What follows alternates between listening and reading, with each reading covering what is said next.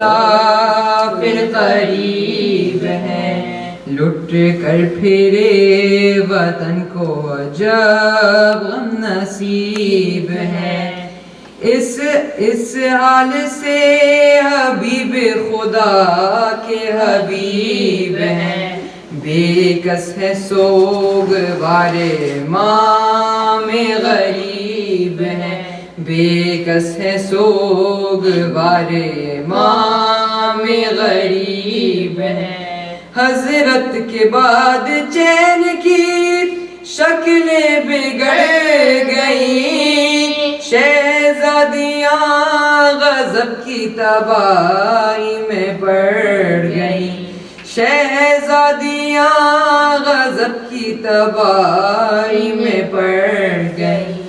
صغرا ادھر سے پیٹتی پہنچی بچشم تر، البنی بھی ہاتھوں سے تھامے ہوئے جگر، پوچھا کہ دھر ہے خوار سلطان بیروبر، فیضان بڑھ کے حضرت زینب کو دی خبر، فیضان بڑھ کے حضرت زینب کو دی خبر۔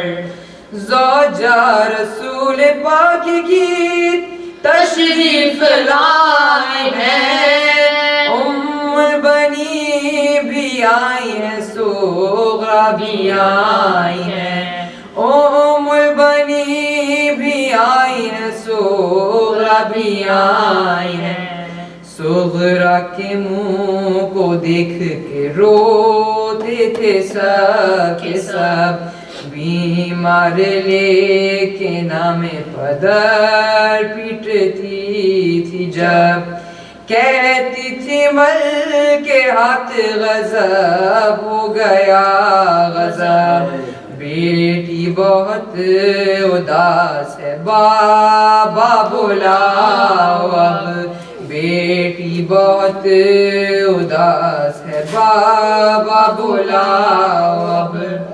ریقت ہوئی نہ ضبط کنیزوں سے ہٹ گئی، صغرا سے اٹھ کے حضرت زینب لپٹ گئی، صغرا سے اٹھ کے حضرت زینب لپٹ گئی۔ یثرب سے کربلا کے مسافر قریب ہیں۔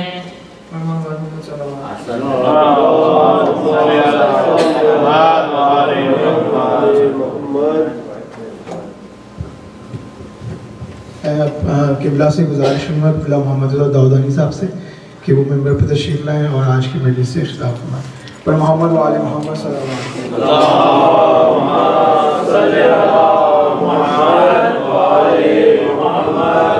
نعرہ تکبیر، اللہ اکبر، نعرہ رسالت، یا رسول اللہ، نعرہ حیدری، حیدری، پر محمد و آل محمد صلوات، اللہم صلی علی محمد و آل محمد۔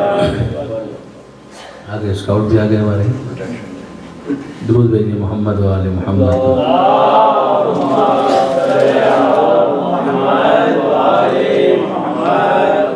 اعوذ باللہ من الشیطان اللعین الرجیم، بسم اللہ الرحمن الرحیم، الحمدللہ رب العالمین، والصلاة والسلام علی اشرف الانبیاء والمرسلین، سیدنا و مولانا ابو القاسم محمد، اللہم صلی علی محمد وأہل بیتہ الطیبین الطاہرین المعصومین المظلومین المنتجبین المنتخبین المیامین، لا سیما علی الامام المنتظر والحجة الثانی عشر الذین اذهب اللہ عنہم الرجس وطہرہم تطہیرا۔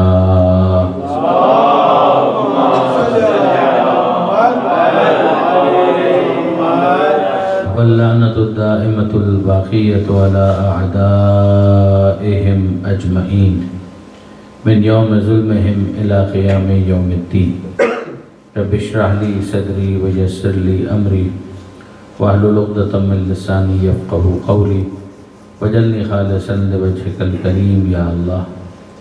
اما بعد فقد قال اللہ سبحانہ وتعالی فی القرآن الحکیم بسم اللہ الرحمن الرحیم والعصر ان الانسان لفی خسر الا الذین آمنوا وعملوا الصالحات وتواصوا بالحق وتواصوا بالصبر۔ صلوات علی محمد وآل محمد۔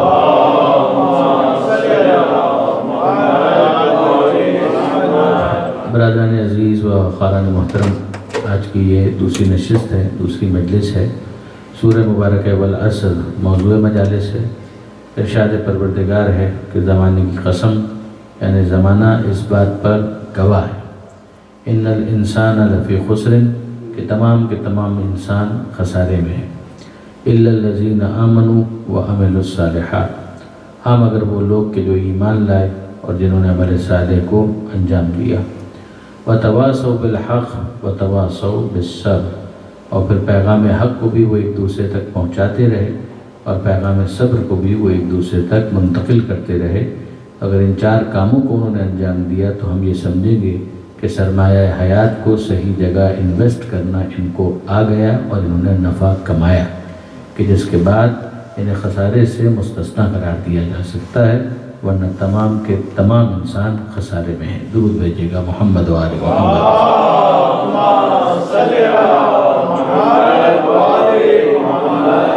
اب ظاہر ہے کہ کل بھی یہ بات ہوئی تھی کہ ایمان کا مطلب یہ ہوتا ہے کہ انسان کچھ حقیقتوں کو کہ جو سین ورلڈ سے تعلق نہیں رکھتی، اگر وہ آنکھوں سے دیکھنے کے قابل ہوں تو پھر تو ان کو ماننا بالکل بدیہی ہے۔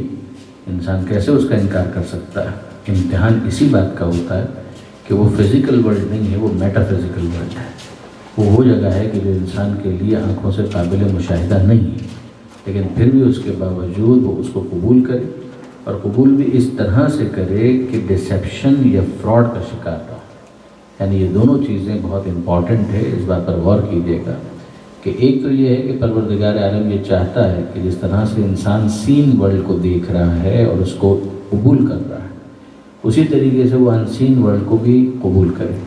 لیکن انسین ورلڈ یا وہ ورلڈ کہ جو اس کو نظر نہیں آ رہا، اس کو وہ قبول اس طرح سے نہ کرے کہ اس کے معاملے میں کوئی اسے دھوکہ دے سکے، کسی وہم کا وہ شکار ہو جائے، کسی سپرسٹیشن کا وہ شکار ہو جائے، کسی ایلوژن کا وہ شکار ہو جائے، کوئی آئی واش نہ ہو جائے۔ اور یہی وجہ ہے کہ ہم دیکھتے ہیں کہ پروردگار عالم لا الہ پہلے کہلواتا ہے، الا اللہ کا اعلان بعد میں کرواتا ہے۔ لا الہ کا مطلب یہی ہوتا ہے کہ ہم معبودان باطل کا انکار کر رہے ہیں، ہم اس کو نہیں مان سکتے کہ جس کو خدا کے نام پر ہمارے سامنے مسلط کر دیا جائے۔ ہم خدائے حقیقی کو قبول کریں گے۔ جب خدا حقیقی کو قبول کریں گے تو ہم بت پرستی نہیں کریں گے۔ یعنی یہاں پر میرے اپنے نوجوان دوست یا بچے جو یہاں موجود ہیں ان کی خدمت میں عرض کروں کہ بنیادی طور پر اگر آپ تقابل ادیان کرنا چاہیں تو اس کو آپ اسٹارٹ کہاں سے کریں گے؟ ظاہر ہے کہ ایک بیسک ڈویژن یہ آ جاتی ہے کہ جتنے انسان اس دنیا میں پائے جاتے ہیں یا وہ خدا کو مانتے ہیں یا وہ خدا کو نہیں مانتے۔ تو یہ بنیادی ترین ڈویژن، وہ خدا کو مانتے ہیں یا خدا کو نہیں مانتے۔ میں نے یہ نہیں کہا کہ وہ دین کو مانتے ہیں یا دین کو نہیں مانتے، نہ، میں یہ کہہ رہا ہوں کہ وہ خدا کو مانتے ہیں یا خدا کو نہیں مانتے۔ اس کی کیا وجہ ہے؟ جیسے کہ بنیادی طور پر ذہن میں یہ بات آتی ہے کہ جو دین ہے وہ تو کانسیپٹ آف گاڈ ہی کے اوپر بنیادی گفتگو کرتا ہے۔ کوئی بات کرتا ہے تو خدا کے کانسیپٹ کے اوپر گفتگو کرتا ہے کہ خدا کا کیا کانسیپٹ ہے، خدا کے بارے میں وہ کیا کہتا ہے۔ نہیں، بعض ادیان آپ کو اس دنیا کے اندر ایسے ملیں گے کہ جو دین کے عنوان سے ریکگنائزڈ ضرور ہیں مگر وہ کانسیپٹ آف گاڈ میں بلیو نہیں کرتے۔ مثال کے طور پر جین مذہب جو ہندوستان کے اندر بہرحال اقلیت ہی میں صحیح مگر ایک مذہب تو ہے، تو جین مذہب کو اگر آپ دیکھیں تو اس کے اندر خدا کا کوئی تصور نہیں، پھر بھی وہ ایک ریلیجن اور ایک دین کے طور پر پریزنٹ کیا جاتا ہے۔ یہی معاملہ بودھ مذہب کا بھی ہے۔ گوتم بدھ، ان کی جو تعلیمات ہیں اس کے اندر بہت ساری چیزیں ہیں کہ جن کو آپ ریاضتیں کہہ سکتے ہیں، ڈسپلن کہہ سکتے ہیں، بہت ساری پابندیاں ہیں کہ جس کے وہ قائل تھے، اور ان کی اپنی تعلیمات جو تھی وہ تو خدا بہتر جانا۔ لیکن یہ کہ بہرحال ان کی تعلیمات کے نام پر جو اس وقت چیز موجود ہے اس میں کانسیپٹ آف گاڈ ایگزسٹ نہیں کرتا، وہ خدا کے وجود کے بارے میں گفتگو نہیں کرتے۔ بلکہ خدا کے حوالے سے ایک انکار کی سی کیفیت ہم کو نظر آتی ہے۔ تو میں اس بات کو بہت اکیڈمک نہیں بنانا چاہ رہا، لیکن سمجھانے کے لیے عرض کر رہا ہوں کہ پہلی جو ڈویژن ہمارے سامنے آتی ہے وہ یہ آتی ہے کہ کچھ ہیں جو ایتھیسٹ ہیں، یعنی خدا کا انکار کرنے والے، کچھ وہ ہیں کہ جو خدا کو قبول کرتے ہیں۔ جو خدا کو قبول کرنے والے ہیں پھر ان کی دو قسمیں بن جاتی ہیں، کچھ وہ ہیں جو خدا کو ایک مانتے ہیں اور کچھ وہ ہیں جو خدا کو ایک سے زیادہ مانتے ہیں۔ پھر جو خدا کو ایک مانتے ہیں پھر ان کی تین بڑی قسمیں بن جاتی ہیں، جن کو عام طور پہ ابراہیمٹک ریلیجنس کے طور پر پیش کیا جاتا ہے، جس کے اندر جوڈائزم آتا ہے، کرسچینٹی آتی ہے اور اسلام آتا ہے۔ جیسے کہ جناب ابراہیم علیہ السلام کے ساتھ یہ تینوں اپنا تعلق کسی نہ کسی اعتبار سے جوڑتے ہیں، اس لیے ان کو ابراہیمی ادیان کہا جاتا ہے۔ یعنی واپس ذرا اس ترتیب کے اوپر غور کیجیے گا کہ اسلام کا اس حوالے سے موقف کیا ہے۔ اسلام یہ کہتا ہے کہ جناب اگر آپ عقل کو مائنس کر دیں گے تو پھر آپ اس بحث کو انیشیٹ نہیں کر سکتے۔ آپ کسی کے ساتھ ڈائلاگ کہاں سے کریں گے؟ آپ کسی کے ساتھ گفتگو کہاں پر کریں گے؟ اگر سامنے والا یہ کہے کہ میں اپنی کتاب سے پڑھ رہا ہوں اور میں کہوں کہ میں اپنی کتاب سے پڑھ رہا ہوں، تو where are you going to start from? آپ کہاں سے شروع کریں؟ یعنی وہ شخص جو قرآن کو مانتا نہیں ہے، اس کے سامنے اگر میں قرآن کی کوئی آیت پیش کروں وہ دلیل کیسے بن جائے گی؟ اور اگر کوئی کتاب اس کی ہے کہ جس کو میں ایک خدائی کتاب کے طور پر قبول نہیں کرتا، تو اس کا اس کوٹیشن کو پیش کرنا میرے لیے تو کوئی فائدہ مند نہیں ہوگا۔ اگر میں قرآن مجید کی کوئی بات پیش بھی کروں گا تو وہ عقلی ہونی چاہیے، یعنی کہ ایسی بات ہونی چاہیے کہ جو عقلی دلیل کے طور پر قرآن مجید نے پیش کی ہو، پھر اس کے بعد ہم اس کو کسی اور کے سامنے پیش کر دیں تو یہ تو استفادہ ہے۔ یہ تو کہا جائے گا کہ جناب آپ نے ایک فائدہ اٹھایا ہے کہ قرآن مجید نے جو عقلی بات کی تھی اس کو آپ نے لیا اور اس کو عقلی پیمانے کے اوپر، عقلی یارڈ اسٹک کے اوپر، انٹلیکچوئل لیول کے اوپر ایک انسان کے سامنے پیش کیا کہ جناب آپ قرآن کی آیت کی حیثیت سے نہ صحیح مگر عقلی دلیل کے طور پر تو آپ اس کو قبول کیجئے۔ یہ وہ چیز ہے کہ جس کو پریزنٹ کیا جا سکتا ہے۔ اب اس کے لیے ضروری یہ ہے کہ سب سے پہلے عقل کی حجیت کو قبول کیا جائے، یعنی یہ مانا جائے کہ کوئی چیز اگر عقلی پیمانے کے اوپر ثابت ہوگی تو ہم مانیں گے۔ اگر یہی قبول نہ کیا جائے تو عقلی دلیل کتنی ہی قیمتی کیوں نہ ہو مگر نہ اس کو پیش کیا جا سکتا ہے نہ اس کو ایکسیپٹ کیا جا سکتا ہے۔ لیکن اگر آپ عقلی دلیل کو مائنس کر دیں گے تو پیش کرنے کے لیے باقی ہی کیا بچے گا؟ غور فرمایا آپ نے؟ یعنی آپ ذرا غور کیجئے کہ حضرت نوح علیہ السلام آئے اور اپنی قوم کے سامنے گفتگو کر رہے ہیں، تو قوم والے نوح علیہ السلام کو اگر نبی مان رہے ہوتے تو ان کا کہنا ہی کافی تھا، لیکن جب وہ نوح علیہ السلام کو نبی نہیں مان رہے تو نوح علیہ السلام کو یہ ثابت کرنے کے لیے کہ میں اللہ کا نبی ہوں، کیا کیا ثابت کرنا ہے؟ پہلے اللہ کو ثابت کرنا ہے، پھر اپنے نبی ہونے کو ثابت کرنا ہے، پھر نبی ہونے کو ثابت کرنے کے لیے جو میں دلیل دے رہا ہوں اس دلیل کو عقلی پیمانے پر تمہارے لیے قابل قبول ہونا، اس کو ثابت کرنا۔ اگر یہ سب کچھ ثابت نہ ہو تو نوح علیہ السلام اپنی بات کو کسی اور سے کس بنیاد پر منوائیں گے؟ یعنی ایک انصاف کی بات ہے نا کہ میں آپ کی بات کیوں مانوں اور آپ میری بات کیوں مانیں؟ یعنی اگر آپ اپنے والد کی بات مان رہے ہیں تو اپنے والد کا احترام کر رہے ہیں، اگر آپ اپنے استاد کی بات مان رہے ہیں تو ایک تعلق کا احترام کر رہے ہیں، اگر آپ کسی بزرگ کی بات مان رہے ہیں تو اس کے سفید بالوں کا احترام کر رہے ہیں، اگر آپ کسی دوست کی بات کو مان رہے ہیں تو اس دوست کی محبت میں قبول کر رہے ہیں۔ لیکن یہ تمام تر چیزیں جو تعلقات کی وجہ سے مانی جاتی ہیں، تو جب تک تعلق ہوتا ہے تب تک بات مانی جاتی ہے، جب تعلق ختم ہو گیا تو وہ بات بھی نہیں مانے گا۔ لیکن اگر ایک چیز عقلی پیمانے کے اوپر پوری طرح سے ثابت ہو جائے تو پھر اس کے قبول نہ کرنے کی کوئی وجہ باقی نہیں رہتی۔ اب یہاں پر آئیے اور تھوڑا سا میرے ساتھ چلنے کی کوشش کیجیے گا، درود بھیجیے محمد و آل محمد۔ سب ٹھیک، سارے کے سارے شریف لوگ ہیں، فکر نہیں کرنا، درود بھیجیے گا محمد و آل محمد۔ تو آپ دیکھیں گے بنیادی بات کیا ہے؟ بنیادی بات یہ ہے، یعنی میرے نوجوان دوست، اچھا میں پھر اپنی بات آپ کے سامنے جو پیش کر رہا ہوں، I am open for correction, کوئی ضروری نہیں ہے کہ آپ میری بات سے اتفاق کریں، آپ میری بات سے اختلاف بھی کر سکتے ہیں، لیکن یہ کہ بہرحال ایک فوڈ فار تھاٹ ہے، آپ اس کو دیکھ لیجیے، اگر بات سمجھ میں آئے تو قبول کیجیے، سمجھ میں نہ آئے تو اپنی بات کو اس کے روشنی میں مزید بہتر بنانے کی کوشش کیجیے گا۔ بات کیا ہے، اس بات پر غور کیجیے کہ اسلام کا موقف کیا ہے۔ اسلام یہ کہتا ہے کہ جناب جو پہلی تقسیم ہوئی تھی کہ دو افراد ہیں، ایک وہ ہے کہ جو خدا کا ماننے والا نہیں ہے، جس کو آپ نے کہہ دیا ایتھیسٹ، اس نے تو خدا کا انکار کر دیا۔ جب خدا ہی نہیں ہے تو کوئی دین ہی نہیں ہے، جب دین ہی نہیں ہے تو کوئی نظام ہی نہیں ہے، جب نظام ہی نہیں ہے تو نہ ہم کہیں سے آئے ہیں، نہ ہم کہیں جانے والے ہیں، نہ کوئی حساب کتاب ہونے والا ہے، کچھ بھی نہیں۔ جب ایسا ہے تو پھر اس کے بعد نتیجہ کیا نکلے گا کہ بابر بعیش کوش کے عالم دوبارہ نہیں، کہ پھر اس کے بعد دین کے نام پر جتنی ایکٹیویٹیز ہیں وہ سب وقت کا ضائع کرنا، وہ سب کا سب وقت کو ڈسٹرائے کرنا، وہ تو وقت کا ویسٹیج آف ٹائم۔ اور کیا ہے، یعنی آپ نماز پڑھ رہے ہیں تو اپنا وقت ضائع کر رہے ہیں، روزہ رکھ رہے ہیں تو خواہ آپ نے اپنے آپ کو غذا سے روکا ہوا ہے، آپ حج کرنے کے لیے خانہ کعبہ گئے ہیں تو بہت ساری دوسری جگہیں وہاں پر کیوں نہ جائیں ٹائم پاس کرنے کے لیے۔ یہ تمام تر جتنی بھی چیزیں ہو رہی ہیں یہ سب کا سب ویسٹیج آف ٹائم ہے، ویسٹیج آف منی ہے۔ کیوں؟ اس لیے کہ جس کے لیے آپ یہ کام کر رہے ہیں وہ ایگزسٹ ہی نہیں کرتا۔ جب خدا ہی نہیں ہے تو پھر نماز پڑھنے کا کیا فائدہ؟ جب خدا ہی نہیں ہے تو روزہ رکھنے کا کیا فائدہ؟ جب خدا ہی نہیں ہے تو عبادتیں کرنے کا کیا فائدہ؟ جب خدا ہی نہیں ہے تو عزاداری کرنے کا کیا فائدہ؟ آپ یہاں پر آئے ہیں، اپنا وقت لگا رہے ہیں، دس از آل ویسٹیج، یہ کچھ بھی نہیں ہے۔ کیوں؟ اس لیے کہ خدا ہی نہیں ہے۔ یہ ان کا بہت بڑا ایک آبجیکشن ہے کہ جناب سب کچھ خود بخود ہو رہا ہے۔ جب سب کچھ خود بخود ہو رہا ہے، چیزیں ایوالو ہو رہی ہیں اور آگے بڑھ رہی ہیں، تو پھر اس کے بعد انسان جب مر جائے گا تو مٹی میں مل گیا، اور مٹی میں ملنے کے بعد یہ سارا چیپٹر کلوز ہو گیا۔ نہ کوئی ریسریکشن ہے، نہ کوئی قیامت ہے، نہ کوئی حساب کتاب ہے، نہ کوئی اکاؤنٹیبلٹی ہے، نہ کوئی جنت ہے، نہ کوئی جہنم ہے۔ اب ظاہر ہے کہ اس پر تو کوئی گفتگو نہیں ہو سکتی۔ جب ایک شخص یہ کہہ دے کہ جناب سب کچھ خود بخود ہو رہا ہے، تو اسلام یہ کہتا ہے کہ تم اپنے آپ سے سوال کرو کہ واقعاً تمہارا دل، تمہارا دماغ، تمہاری عقل یہ قبول کرتی ہے کہ یہ سب کچھ خود بخود ہو رہا ہے؟ صرف اس کے کہنے پر امپریس ہو کر ماننے کی ضرورت نہیں، اپنے آپ سے سوال کرو۔ تم کو واقعاً لگتا ہے کہ یہ بہت اپیلنگ بات ہے؟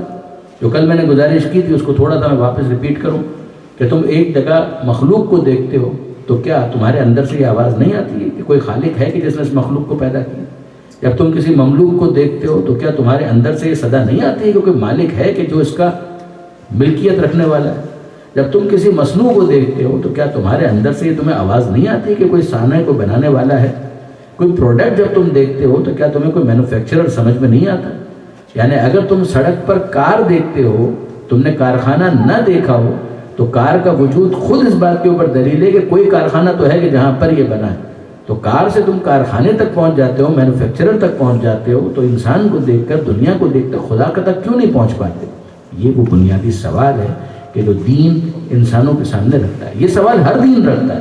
جو بھی خدا کے وجود کا قائل ہے وہ اس بات کو ضرور بضرور پیش کرتا ہے کہ جناب تم اپنے آپ سے سوال کر لو، اپنے آپ کو دیکھو، اینالائز کرو۔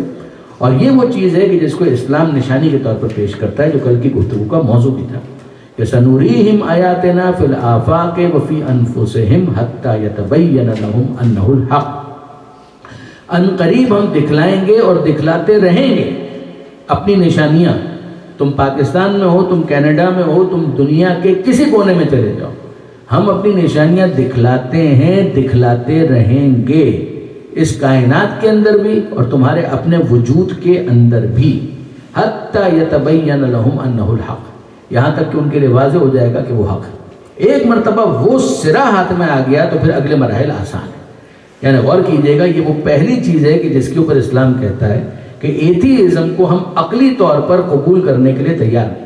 بھائی جب سب کچھ خود بخود ہی ہو رہا ہے تو پھر عین ممکن ہے کہ مرنے کے بعد بھی انسان خود بخود زندہ ہو جائے، پھر تو عین ممکن ہے کہ انسان مرنے کے بعد زندہ بھی خود بخود ہو جائے، خود بخود کچھ جہنت میں پہنچ جائے، کچھ جہنم کے اندر پہنچ جائے۔ تو یہ خود بخود ہی اگر ہو رہا ہے تو بہت کچھ بعد میں بھی خود بخود ہو سکتا ہے۔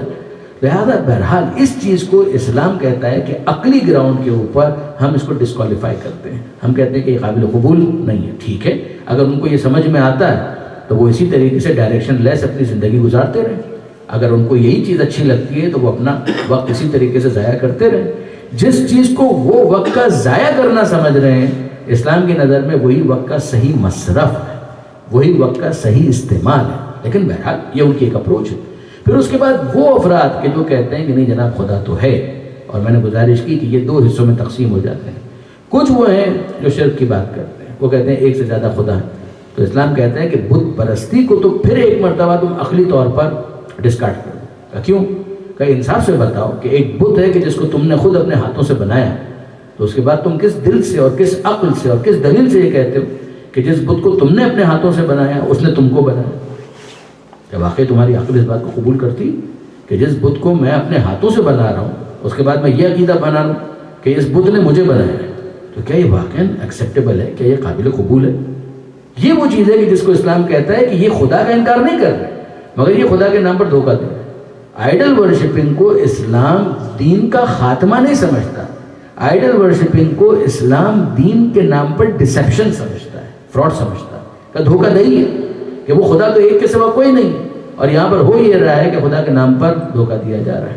تو آپ غور کیجئے گا کہ جتنے بھی شرک کی بنیاد پر مذاہب موجود ہیں, اسلام کہتا ہے کہ یہ بھی عقلی طور پر قابل قبول نہیں ہے. پھر اس کے بعد اگلا مرحلہ آ جاتا ہے کہ جناب ٹھیک ہے, ہم خدا کا انکار نہیں کر رہے, خدا کو مان رہے ہیں. ہم خدا کو مان رہے ہیں اس اسپرٹ کے ساتھ کہ کسی کو اس کا شریک بھی قرار نہیں دے رہے, مگر توحید کے جو قائلین ہیں, جو توحید کے پرچارک ہیں, جو مونوتھیزم کی بات کرتے ہیں, جو پولیتھیزم کی بات نہیں کرتے, یہ مونوتھیسٹک ریلیجنز یہ بھی تو 3 حصوں میں تقسیم ہو گئے. یہود ہیں, عیسائی ہیں اور مسلمان. کم سے کم یہ 3 بڑے ادیان. یہود تعداد کے اعتبار سے اتنا بڑا گروہ نہیں ہے, مگر کرسچینٹی اور مسلمان ان کی تو تعداد بہت زیادہ ہے. لیکن جوڈائزم کا مسئلہ کیا ہے؟ جوڈائزم کا معاملہ یہ ہے کہ وہ خود اپنے آپ کو پریچنگ کے لیے پریزنٹ ہی نہیں کرتے. وہ کہتے ہیں کہ جو ہمارا دین ہے وہ تمام لوگوں کے لیے ہے ہی نہیں. ہمارا دین ہے ایک خاص خاندان کے لیے, ایک خاص فیملی کے لیے, بنی اسرائیل کے لیے ہمارا یہ دین ہے. دوسرے افراد کو ہم مخاطب ہی نہیں کرتے, اسی لیے وہ اپنی دعوت کو عمومی نہیں کرتے, اوپن انویٹیشن نہیں دیتے کہ سارے کے سارے یہودی بن جائیں. یہ ان کی طرف سے دعوت نہیں ہے. لہٰذا ان کا دین جو کچھ بھی ہے وہ محدود ہے, وہ اس کو اوپن کر ہی نہیں رہے. یعنی اگر انویٹیشن ہی نہیں ہے تو آپ اگر وہاں پر یہودی بننا بھی چاہیں تو بن نہیں سکتے. لہٰذا یہ معاملہ یہاں پر ختم ہو جاتا ہے. اب رہ جاتے ہیں 2 دین, اور ان میں سے ایک ہے کرسچینٹی اور دوسرا ہے اسلام. کرسچینٹی کا مسئلہ کیا آ گیا کہ اگر آپ ٹرینٹی کو اسیس کریں اور انالائز کریں تو پھر یہ عقل کے خلاف ہو جاتا ہے.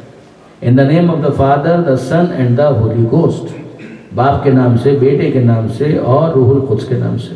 اب جیسے ہی بیٹے کا عقیدہ آ گیا, قرآن مجید نے تو کہہ دیا کہ لم یلد ولم یولد, یہ اسلام کا اوپینین ہے کہ نہ اس کا کوئی باپ ہے نہ اس کا کوئی بیٹا ہے. مخلوق سب ہے, مگر باپ بیٹا ہونا یہ خدا کی شان کے خلاف, پروردگار عالم کی شان کے خلاف ہے کہ کوئی اس کا باپ ہو, خدا کی شان کے خلاف ہے کہ کوئی اس کا بیٹا ہو. آپ نے غور فرمایا. لیکن اس طرف بات کیا آ گئی؟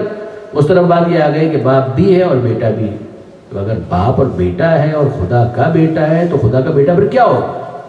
توحید کدھر گیا؟ یعنی وہ جو وننس آف آلمائٹی اللہ والا جو کانسیپٹ تھا وہ کدھر گیا؟ کہ نہیں وہ بھی انٹیکٹ ہے. کہ یہ انٹیکٹ کیسے رہے گا؟ یہ وہ بنیادی ترین سوال ہے کہ جو کرسچینٹی ایڈریس نہیں کر پاتی.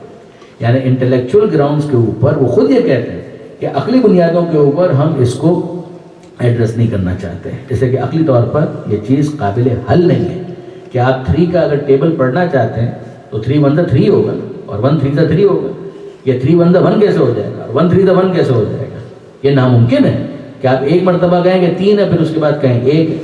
آپ 1 کہنا چاہتے ہیں تو وہ 3 نہیں ہو سکتا, آپ 3 کہنا چاہتے ہیں تو پھر وہ 1 نہیں ہو سکتا. یعنی اس کو آسان الفاظ میں یہ سمجھیے کہ جو جس کی اولاد ہوتی ہے وہ اپنے باپ اور اپنی ماں کے وجود کا ایکسٹینشن ہوتا ہے, وہ اس کا ایکسپینشن ہوتا ہے. یعنی آپ اپنے والدین ہی کے وجود کے اجزاء سے بنتے ہیں. یہ نہیں ہو سکتا کہ ایک انسان اولاد ہو اور پھر وہ اس باپ کی جو بھی اسپیشی یا نوع ہے اس کے اندر وہ شریک نہ ہو. اگر بیٹا انسان ہے تو وہ اپنے باپ کی انسانیت میں شریک ہوگا. اسی طریقے سے اگر جانور ہے تو جس جانور کا وہ بچہ ہے تو وہ اپنے باپ کے ان اوصاف کے اندر شریک ہوگا. بالکل اسی طریقے سے اگر خدا کا کوئی بیٹا ہے تو پھر اس بیٹے کو خدا کی خدائی کے اندر شریک ہونا چاہیے. یہ کیسے ہو سکتا ہے کہ وہ بیٹا بھی ہو اور پھر خدا کا شریک بھی نہ ہو؟ یہ ناممکن ہو جائے گا. لہٰذا یہ بہت بڑا ایک آبجیکشن ہے کہ جس کو ظاہر ہے کہ وہ ایڈریس نہیں کر پاتے اور انٹلیکچولی وہ اس کے اندر پسپا ہو جاتے ہیں. اب یہاں پر اگر آپ آ کر دیکھیے تو بات کیا رہی کہ خدا کے وجود کا انکار. اسلام کا موقف یہ ہے کہ یہ عقلی بنیاد پر ڈسکارڈ ہو جاتا ہے. شرک کا یہ عقلی بنیاد پر ڈسکارڈ ہو جاتا ہے. مونوتھیسٹک ریلیجنس اس کے اندر جوڈائزم وہ تو ویسے ہی کنفائنڈ ہے, بات کرتا ہے وہ توحید کی, غلط بات نہیں کرنی چاہیے, وہ توحید کی بات کرتا ہے مگر وہ اپنے آپ کو کنفائنڈ کرتا ہے. پھر اس کے بعد کرسچینٹی کی اگر آپ بات کریں تو وہ ٹرینٹی کے گراؤنڈ کے اوپر وہ ڈسکوالیفائی ہو جاتا ہے. پھر اس کے بعد رہ جاتا ہے اسلام, اور اسلام کے اندر بنیادی ترین جو توحید کا کانسیپٹ ہے وہ واقعاً بہت اعلیٰ ہے, اس میں کوئی شک نہیں. وہ آپ سورہ توحید کو دیکھیں اور دوسری بہت ساری چیزیں ہیں ان کو آپ دیکھیں تو اندازہ ہوتا ہے کہ اسلام نے توحید کی تو بات کی ہے. مگر اب پرابلم یہ آتا ہے کہ اگر اسلام کے اندر اگر دیگر مذاہب کو آپ دیکھیں اور دیگر فرق کو آپ دیکھیں اور دیگر جو سیکٹس ہیں ان کو آپ دیکھیں تو آپ کو عقل کی حجیت کہیں نظر نہیں آئے گی. جہاں سے ہم نے بات شروع کی کہ آپ کو کہیں پر بھی عقل کی حجیت نظر نہیں آئے گی. یعنی ہمارے محترم برادران اہل سنت، میں بہت احترام کے ساتھ کہہ رہا ہوں، مگر وہ عقل کی حجت کے قائل نہیں ہیں۔ ان کے اندر ایک گروہ کسی زمانے میں ہوا کرتا تھا معتزلہ۔ یہ معتزلہ فرقہ وہ تھا کہ جو عقل کی حجیت کا ٹو گریٹ ایکسٹینٹ قائل تھا، لیکن یہ کہ بہرحال جب اس کو ڈسکارڈ کر دیا گیا، اس کو ختم کر دیا گیا، پھر اس کے بعد جو ایک ہی ان کا گروہ بچا جس کو وہ کہتے ہیں اہل سنت والجماعت۔ اچھا یہ بھی ہو سکتا ہے میرے بچوں کے لیے، نوجوان دوستوں کے لیے شاید ایک نئی بات ہو کہ یاد رکھیے گا کہ اہل سنت کا جو لفظ ہے وہ شیعوں کے مقابلے پر نہیں بنایا گیا۔ عام طور پر ذہن میں یہ آتا ہے کہ یہ لفظ اہل سنت کئی شیعوں کے مقابلے پر بنایا گیا تھا۔ It's absolutely wrong. میں آپ کو ایڈوائز کروں گا، یہاں پر ایک کتاب ہے جو ہمارے بہت محترم دوست ہیں پنجاب کے جناب حسین امینی صاحب، ان کی کتاب ہے جس کا نام ہے شیعت کا مقدمہ۔ وہ اردو میں انہوں نے لکھی تھی، مگر انگلش میں بھی اس کا ٹرانسلیشن ہوا۔ انٹرنیٹ کے اوپر مجھے نہیں معلوم کہ انگلش ٹرانسلیشن اویلیبل ہے یا نہیں، مگر اردو ورژن جو اس کا اوریجنل ورژن ہے وہ آپ کو انٹرنیٹ کے اوپر بھی مل جائے گا۔ کتاب بہت عمدہ ہے، میں نے خود کئی مرتبہ ٹیکسٹ بک کے طور پر ان کی اس کتاب کو ٹیچ کیا، اور یقین جانیے کہ وہ کتاب بہت اچھی ہے۔ یعنی شیعت کا کیس کیا ہے اس کو انہوں نے پریزنٹ کیا، اس کے شیعت کا مقدمہ، کہ شیعت کا کیس کیا ہے تاکہ لوگوں کو سمجھ میں آئے۔ اور ان کی لینگویج اتنی اچھی ہے کہ آپ کسی کو بھی پریزنٹ کر سکتے ہیں، کسی کو بھی دے سکتے ہیں کہ ہاں جناب یہ ہے تشیع کا انٹروڈکشن اور تعارف۔ اس میں انہوں نے فرق کی تاریخ کے اوپر، فرق کا مطلب سیکس کی تاریخ کے اوپر انہوں نے گفتگو کی، مختصر مگر بڑی جان۔ وہاں پر آپ دیکھیں گے تو آپ کو ملے گا کہ اہل سنت کا جو لفظ یہ شیعوں کے مقابلے پر ایجاد نہیں کیا گیا، یہ ان کے آپس کے اختلافات تھے۔ جو معتزلہ کا معاملہ تھا، جو اہل سنت کا معاملہ تھا، وہ معتزلہ کہلاتے تھے اہل عقل، اور ان کے مقابلے میں انہوں نے کہا کہ نہیں جناب ہم عقل والے نہیں ہیں، ہم ہیں سنت والے۔ اگر آپ اس کو دیکھنا چاہیں نا تو بعض اوقات، اب میں نام نہیں لوں گا، بالکل بھی میں مناسب نہیں سمجھتا، لیکن بعض اوقات آپ کلپس وغیرہ دیکھ لیں گے تو بعض افراد یہ کہتے ہوئے آپ کو نظر آئیں گے، ہمارے محترم برادران کے نمائندہ علماء، وہ یہ کہتے ہوئے آپ کو نظر آئیں گے کہ بھائی ان افراد کے اوپر تو ہماری آنکھیں بند ہیں، ان پر تو ہم بات ہی نہیں کر سکتے۔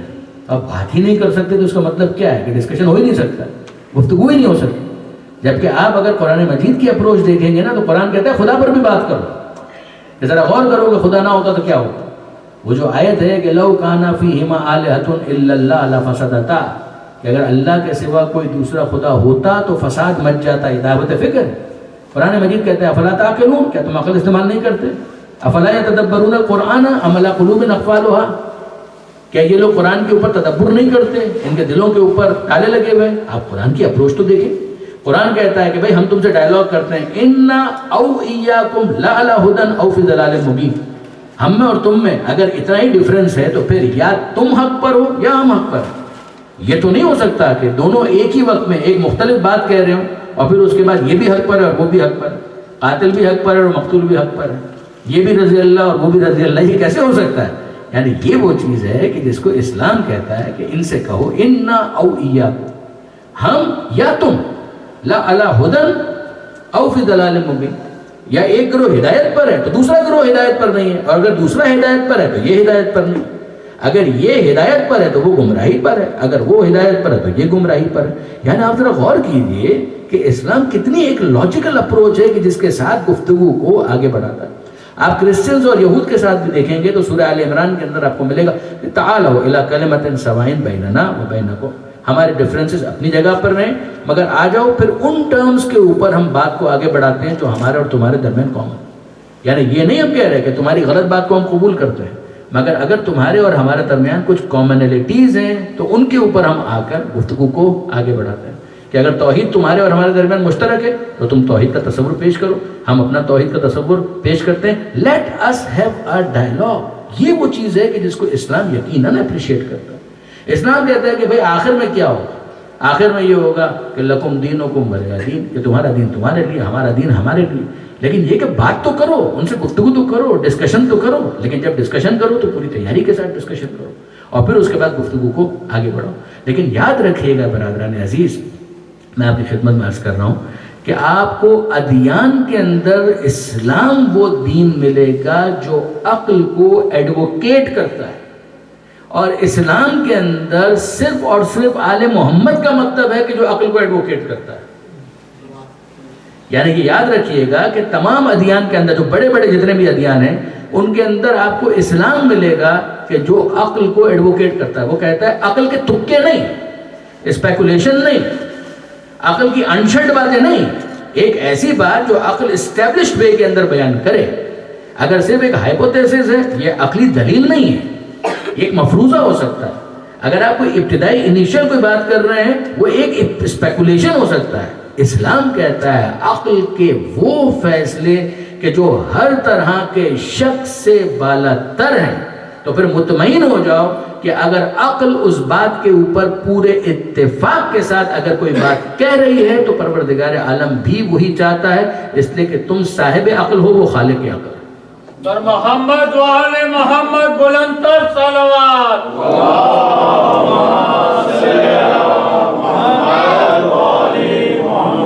یعنی یہ جو میں عرض کر رہا ہوں نا, اس کے اوپر مزید سوچئے گا اور غور کیجئے گا. یہ سورہ ملک کی آیت, سورہ ملک نا بچہ, سورہ ملک کی آیت. سورہ ملک جو عام طور پر ایصال ثواب کے لیے بہت زیادہ پڑھا بھی جاتا ہے, جیسے سورہ فاتحہ پڑھا جاتا ہے, سورہ یاسین پڑھا جاتا ہے, اسی طرح سے سورہ اخلاص پڑھا جاتا ہے, اسی طرح سورہ ملک بھی پڑھا جاتا ہے. سورہ ملک کے اندر پروردگار عالم کیا کہہ رہا ہے, ذرا دیکھیے. کلما القی فیہا فوج سألہم خزنتہا الم یاتکم نذیر.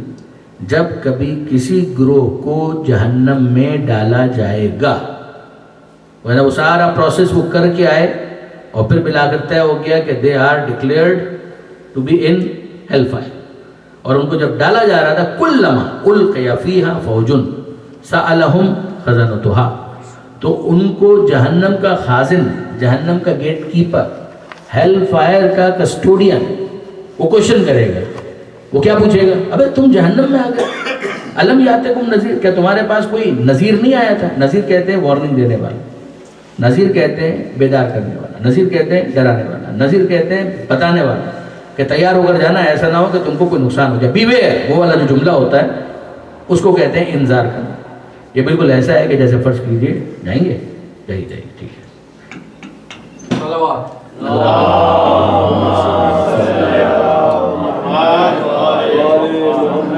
یہ بالکل ایسا ہے کہ جیسے آج کل تو بہرحال آپ لوگوں کا موسم بہت اچھا ہے, ورنہ یہ ہے کہ بہرحال یہاں آتے ہوئے تو سب سے پہلے سفید سفید سفید, ہر چیز سفید سفید ذہن کے اندر آنے لگتی ہے. آپ یقین کریں گے سورہ والعصر کے تعارف میں عام طور پر ہم ایک جملہ پڑھا کرتے ہیں, وہ پڑھا ہی نہیں ہم نے. اس کی وجہ کیا ہے؟ جیسے کہ یہاں پر پڑھنے کا تو مطلب یہ ہے کہ اپنے آپ کو پھنسانا. وہ جملہ کیا ہے؟ والعصر نے جو زمانے کی قسم کھائی ہے, اس زمانے کی قسم کے حوالے سے امام فخر الدین رازی جو برادران اہل سنت کے ایک مفسر ہیں, بہت مشہور, تو فخر الدین رازی نے اپنی تفسیر کبیر کے اندر کہا کہ یہ زمانہ کیا ہے, مجھے کس نے سکھایا؟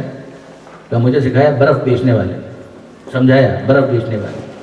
تو وہ برف بیچ رہا تھا, پیرشیبل آئٹم, برف بیچ رہا تھا, تو وہ برف بیچتے ہوئے صدا لگا رہا تھا کہ ارحموا من یذوب راس مالہ, اس پر رحم کھاؤ کہ جس کا سرمایہ پگھل رہا ہے, اور اس پر رحم کھاؤ کہ جس کا سرمایہ پگھل رہا ہے. یعنی تم کو خریدنا ہے تو برائے مہربانی یہ برف خرید لو, اس لیے کہ اگر تم نے نہ خریدی تو یہ برف میرا انتظار نہیں کرے گی, یہ پگھل جائے گی. اب یہ آپ کے سامنے میں کیسے کہوں, یہ آپ کے سامنے کیسے کہا؟ یہ بچے کہیں گے کہ کون سی برف پگھل رہی ہے مولانا, 1 مہینے بعد آ کر دیکھیے گا کون سی برف پگھل رہی ہے, کچھ نہیں پگھل رہا ہے. تو پگھلایا جاتا ہے نمک ڈال ڈال کے, اور پتہ نہیں کیا کیا کر کے, تب جا کر وہ پگھلتی ہے, ورنہ مہینوں پڑی رہتی ہے. یہاں پر کون سی برف پگھل رہی ہے؟ آپ بیکری کی بسکٹ کی بات کریں وہ خراب ہو جاتے ہیں, آپ کھانے پینے کے آئٹم کی بات کریں وہ خراب ہو جاتا ہے, ورنہ برف یہاں پر کوئی نہیں پگھلتی ہے. لیکن یہ کہ واقعی انہوں نے اس بات کو بیان کیا تھا, تو کئی دفعہ ایسا ہوتا ہے. اب یہاں پر آئیے, جو بات میں عرض کرنا چاہ رہا تھا وہ کیا تھی کہ یہ کہا گیا کہ کلما القی فیہا فوج. اچھا, جو بات عرض کرنا چاہ رہا تھا پہلے تو وہ سنیے نا, یہ تو درمیان میں بات آ گئی. وہ بات یہ تھی انذار, الم یاتکم نذیر, کیا تمہارے پاس ڈرانے والا نہیں آیا؟ اگر 1 مہینے کے بعد کوئی آپ کا مہمان آ رہا ہو تو آپ کیا کہیں گے اس کو؟ کراچی سے مہینے بعد, 1.5 مہینے کے بعد اگر کوئی آ رہا ہو تو آپ کیا کہیں؟ آ تو رہے ہیں, جیکٹ پہن کر آئیے گا, جیکٹ لے کر آئیے گا. ابھی ہمارے کراچی کے اندر تو گرمی ہے, تو کراچی میں تو سردی آتی کب؟ بقول یوسفی صاحب کے کہ کراچی میں 2 ہی موسم, یا گرمی یا سخت گرمی. تو سردی تو صرف ٹریلر کے طور پر آتی ہے, ایک اپنا ٹیزر دینے کے لیے کہ ہاں میں بھی کچھ ہوں, اور ہم لوگ اپنا شوق پورا کرنے کے لیے کچھ سویٹر ویٹر نکال لیتے ہیں, ورنہ تو وہ موسم ٹھنڈا تو ہوتا ہی نہیں. صرف دکھاوے کے لیے اور کہنے کے حد تک ہوتا ہے. لیکن اگر کوئی وہاں سے یہاں پر آ رہا ہے تو آپ کیا کہیں؟ آپ آ تو رہے ہیں سر آنکھوں پر، لیکن یہ کہ بہرحال توجہ کیجیے گا ایسا نہ ہو مفلر کے بغیر مت آئیے گا، ٹوپی کے بغیر مت آئیے گا، جیکٹ کے بغیر مت آئیے گا، انر لے کر آئیے گا، تھرمل لے کر آئیے گا. بھائی کیا ہے بھائی، کدھر جانا ہے؟ آپ جہاں پر آ رہے ہیں یہاں پر برف باری ہوتی ہے. یہ جو آپ کر رہے ہیں نا، جو آپ اس کو متوجہ کر رہے ہیں، اس کو کہتے ہیں انذار، اس کو کہتے ہیں منذر ہونا، اس کو کہتے ہیں نذیر بننا، اس کو کہتے ہیں متوجہ کرنا، تنبیہ کرنا، جھنجھوڑنا. کیسے منہ اٹھا کے مت آ جانا، یہ سب لے کر آنا ورنہ آپ پھنس جاؤ گے، اتنا سخت موسم ہے یہاں کا. اس کو کہتے ہیں انذار کرنا. مستقبل کے بارے میں بتانا کہ اگر تیاری نہیں کی تو یہ ہو جائے گا. پروردگار عالم کہتا ہے کہ ہم نے اپنے رسولوں کو منذر بنا کر بھیجا کہ تم جو دنیا کے اندر ہو تو کہیں جا رہے ہو تو وہاں پر جانے کے لیے یہاں پر تمہیں تیاری کرنا ہے ورنہ وہاں پر پھنس جاؤ گے. اگر وہاں کا انتظام یہاں پر نہیں کیا تو وہاں پر آ کر پھنس جاؤ گے. اس کو کہتے ہیں انذار. اب ظاہر ہے کہ برادران عزیز، کوئی پہلی مرتبہ اگر کینیڈا آ رہا ہو تو کتنی بھی تیاری کر لے کچھ نہ کچھ کمی تو رہ ہی جائے گی. اب آپ کیا کریں گے؟ اگر آپ اپنے مہمان کو واقعی عزت دینا چاہتے ہیں تو کیا کریں گے؟ آپ کہیں گے کیا کیا لے کر آئے؟ وہ کہہ کے صاحب سویٹر لے کر آئے. سویٹر کیا کرے گا بھائی یہاں پر؟ آپ جیکٹ ویکٹ، جیکٹ چھوٹی موٹی ایک ہے لگا تو نہیں، اس کا کام نہیں چلے گا. کچھ آپ لے کر آئے ہیں لہٰذا ہم آپ کی یہ قدردانی تو ضرور کریں گے کہ کچھ آپ لے کر آئیں، کچھ ہم فراہم کر دیں گے، کچھ ہم پرووائڈ کر دیں گے. آپ نے غور فرمایا؟ کیوں؟ اس لیے کہ آپ اپنے مہمان کو سردی میں ٹھٹرتا ہوا نہیں دیکھنا چاہتے. اور کیا آپ نے کچھ وہ لے کر آیا اور کچھ آپ نے پرووائڈ کر دیا. یہ جو وہ لے کر آیا تھا اس کی تیاری تھی، اور جو آپ نے پرووائڈ کر دیا یہ آپ کی طرف سے شفاعت ہے. قیامت کے میدان میں بھی توقع یہی ہے محمد و آل محمد کی کہ کچھ تم کر کے آؤ، پھر جو کمی رہ جائے گی وہ ہم پورا کر دیں گے. درود بھیجیے محمد و آل محمد.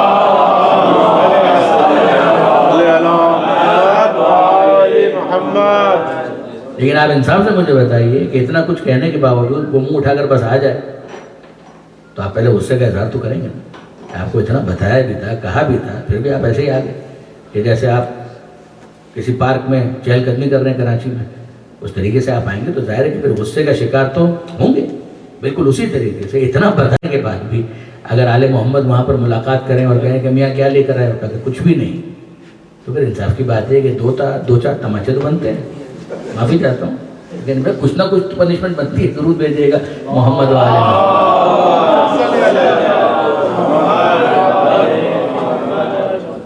تو اب آئیے واپس اس آیت کو میں مکمل کروں. جب کبھی کسی گروہ کو جہنم میں ڈالا جائے گا، القیا فیہا فوج سألہم خزنتہا الم یاتکم نذیر، تو جہنم کا جو کسٹوڈین ہے وہ سوال کرے گا کہ کیا تمہارے پاس کوئی ڈرانے والا نہیں آیا تھا؟ الم یاتکم نذیر، وہ کہیں گے بلا، کیوں نہیں آیا تھا.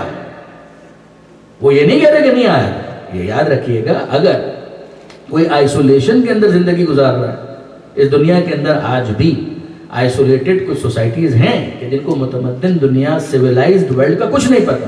انٹرنیٹ پر جا کر آپ چیک کیجئے تو آپ کو مل جائیں گے. جن کو کچھ نہیں پتا، they know nothing about the civilized world. آپ کیا توقع کرتے ہیں کہ جن کے پاس کوئی پیغام ہی نہیں پہنچا تو ان سے قیامت کے میدان میں کیا پوچھا جائے گا؟ اگر یہ جملہ ان کے سامنے رکھا جائے الم یاتکم نذیر، تو وہ کہیں گے بھائی آیا تو نہیں تھا، کوئی بھی ڈرانے والا نہیں آیا تھا، کوئی بھی بتانے والا نہیں آیا.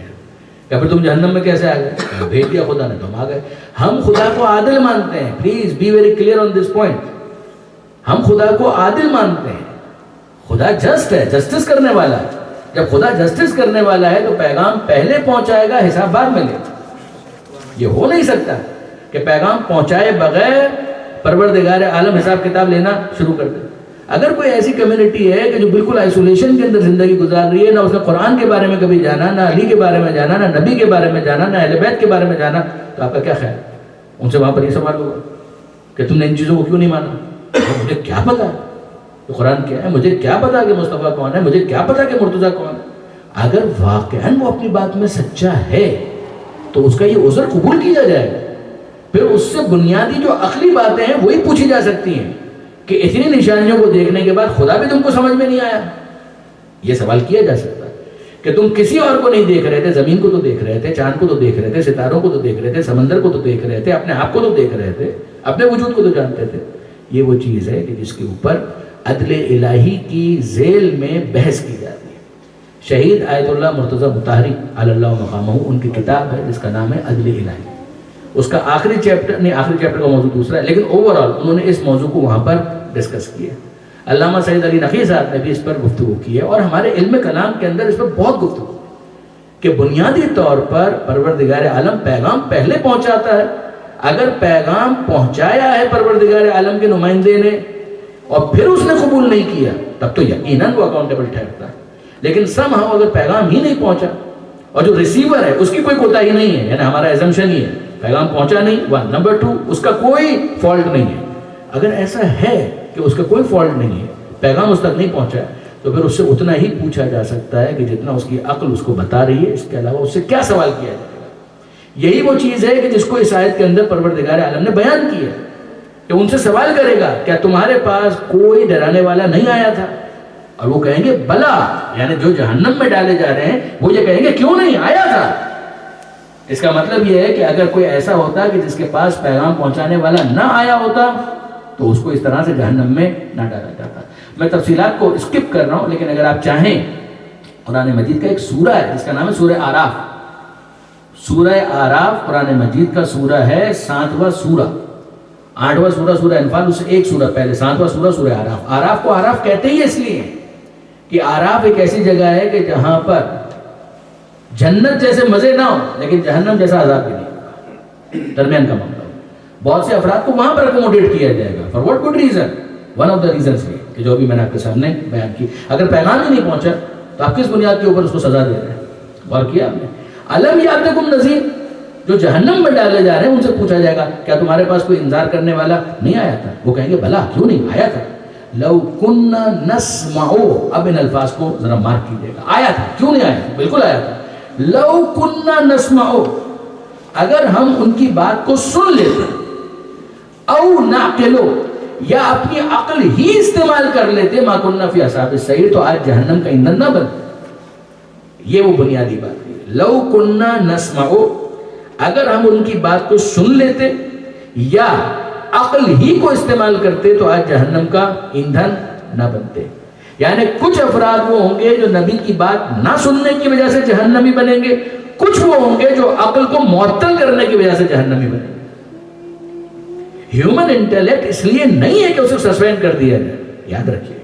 اور اب میں آپ کی خدمت میں مزید عرض کروں کہ آگے بڑھ کر آپ دیکھیے تو آپ کو اندازہ ہوگا ہمارا جو حدیث کا سیکشن ہے اس کے اندر سب سے اہم کتاب کون سی ہے؟